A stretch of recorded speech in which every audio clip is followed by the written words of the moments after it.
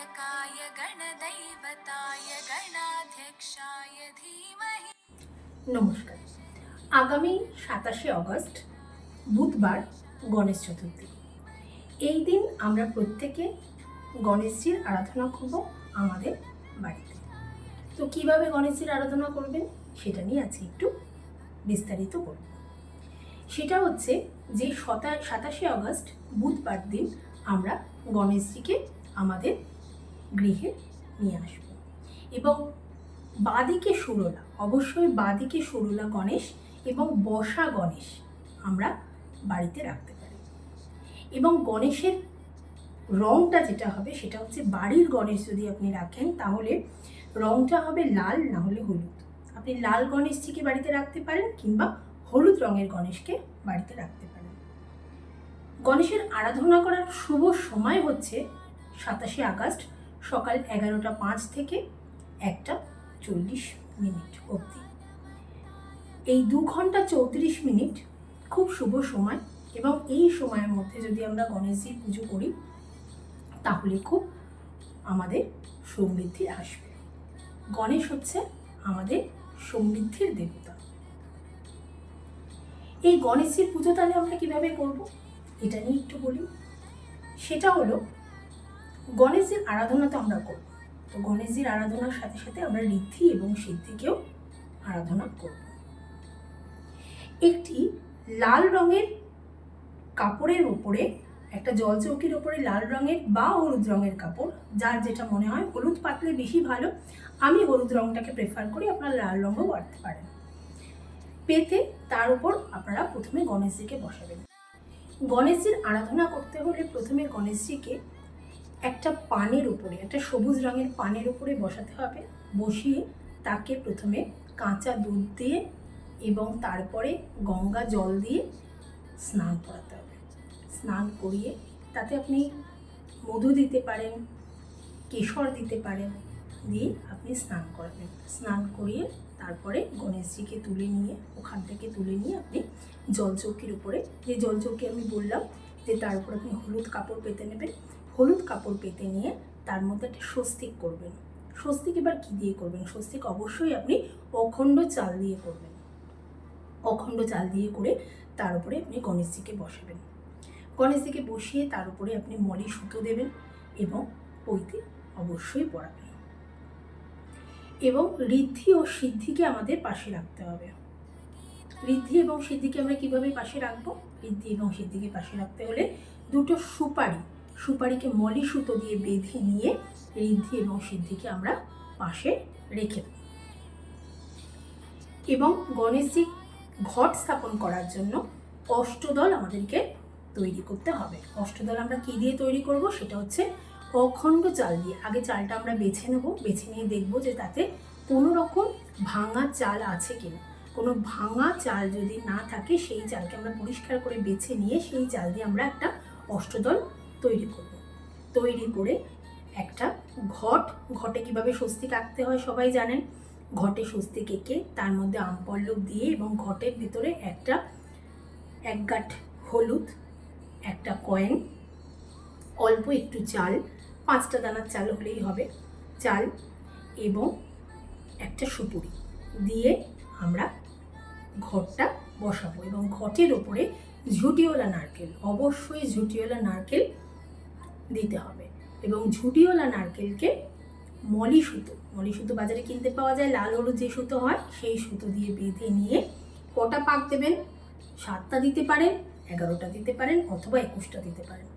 দিয়ে ওই ঝুটিওয়ালা নারকেলটা আমরা বসিয়ে দেবো ঘটের উপরে।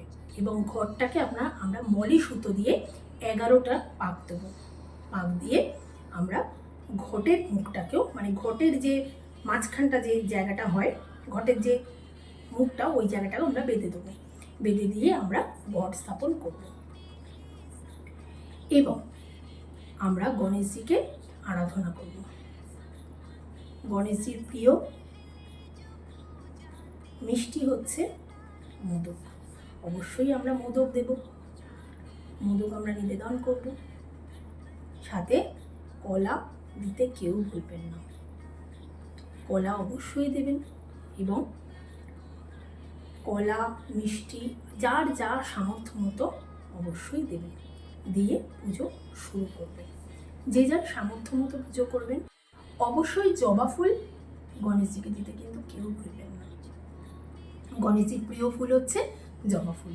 এবং 21খানা করে দূর্বা, 21খানা দূর্বা বেঁধে নিয়ে গণেশজির পায়ে দেবেন এবং ঋদ্ধিকে দেবেন, সিদ্ধিকে দেবেন। গণেশজিকে এমন জায়গায় স্থাপন করবেন, এমন জায়গায় পুজো করবেন, এবং আপনি যে বাড়িতে যে নিত্য পুজো যে গণেশজিকে করেন সেই গণেশজিও যেন সাথে থাকে। এছাড়া বিসর্জন যে গণেশকে দেবেন সেই গণেশকেও কিন্তু আপনি কিনে এনে মানে বাজার থেকে নিয়ে এসে পুজো করতে পারেন। আর বাড়িতে যে নিত্য গণেশকে পুজো করেন তাকেও কিন্তু পুজো করতে হবে। এবং এমন জায়গায় পুজো করবেন যাতে 10 দিন আপনি সেখানে পুজো করতে পারেন, সেখান থেকে কোনোভাবে যেন কারোর ছোঁয়াছানি না লাগে। এই জায়গাটা কিন্তু আপনাকে বেছে নিতে হবে।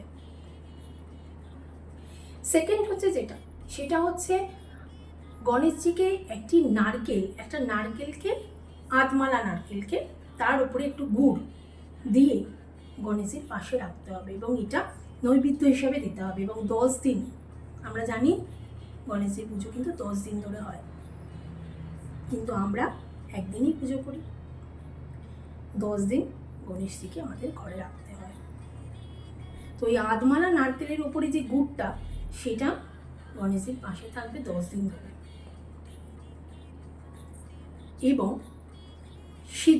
সিঁদুরের টিপ, এই আঙুল দিয়ে, অনামিকা আঙুল দিয়ে সিঁদুরের টিপ পরাতে কখনো কিন্তু ভুলবেন না, কারণ সিঁদুরের টিপ হচ্ছে গণেশজির সব থেকে বেশি প্রিয়। তো সিঁদুরের টিপ পরাতে কখনোই কিন্তু গণেশজিকে ভুলবেন না। একটা বাটির মধ্যে সবুজ মুগ ডালটা গণেশজিকে অর্পণ করবেন। এবং পুজো হয়ে যাবার পরে ওই মুগ ডালটাকে নিয়ে ওই মুগ ডালটার মধ্যে ফিটকিরি দিয়ে দেবেন। ফিটকিরি দিয়ে সারা রাত ওই মুগ ডালটা ভিজিয়ে রাখবেন। পরের দিন সকালবেলা ওই মুগ ডালটা দিয়ে আপনি ফিটকিরিটাকে সরিয়ে নিয়ে ওই মুগ ডালটা আপনি পাখিদেরকে খেতে দেবেন। তাহলে পুজো করিয়ে নিয়ে তারপরে ওই মুগ ডালটা পাখিদেরকে খেতে দেবেন। এতে আপনার নেগেটিভ এনার্জি অনেকটা দূর হবে। আপনার বাড়ি এবং আপনার নিজের আত্মার যে নেগেটিভ এনার্জি সেটা কিন্তু অনেকটা দূর হবে। এটা করতে পারেন, এতে খুব ভালো ফল পাবেন। মন্ত্র বলে দেবো, গণেশজি মন্ত্র। নিজেদের মতো করে নিজেদের বিশ্বাস নিয়ে, ভরসা নিয়ে পুজো করুন। গণেশজি শুধু যে আমাদের জ্ঞানের দেবতা তা নয়, উনি বুদ্ধি, জ্ঞান এবং সিদ্ধি এবং সমৃদ্ধির দেবতা। আমাদের যা কিছু সমৃদ্ধি সব আমরা গণেশজির থেকে পাই। তিনি জ্ঞানের দেবতা, তিনি সমৃদ্ধির দেবতা, তিনি বুদ্ধির দেবতা। অবশ্যই গণেশজির আরাধনা করুন এবং ধ্যান মন্ত্র পড়ুন। অবশ্যই সেখান থেকে সমৃদ্ধ লাভ করুন। সমস্ত কিছু বোঝানো হয়ে যাবার পরে সংকল্প করে গণেশজির পুজো শুরু করবেন। হাতটাকে এইভাবে নেবেন, হাতে এইভাবে নিয়ে সংকল্প করবেন। এখানে ফুল নেবেন, জবা ফুল হলে খুব ভালো। জবা ফুল নেবেন, দুধ নেবেন, গঙ্গা জল নেবেন এবং অল্প একটু সিঁদুর নেবেন। মেটে সিঁদুর নয়, লাল সিঁদুর নিয়ে সব কিছুকে একত্রিত করে আরেকটা হাতকে এইভাবে, আরেকটা হাতে কিন্তু এরকম থাকবে না, একটা হাতকে এইভাবে চাপা দেবেন, দিয়ে সংকল্প করবেন। আপনার মনের যা সংকল্প সেটা করে আপনি গণেশজির সাধনা বা গণেশজির পুজো শুরু করবেন। স্টার্ট করার পরে আপনি মন্ত্র পড়ে পুজো শেষ করবেন। एकदन्तं महाकारं लम्बोदरं गजाननं विघ्नविनाशकं देवं हेरमं प्रणमाम्यहम्। ॐ सर्वविघ्नो विनाशाय सर्वकल्याणो हेतवे पार्वतीप्रियपुत्राय गणेशाय नमो नमः।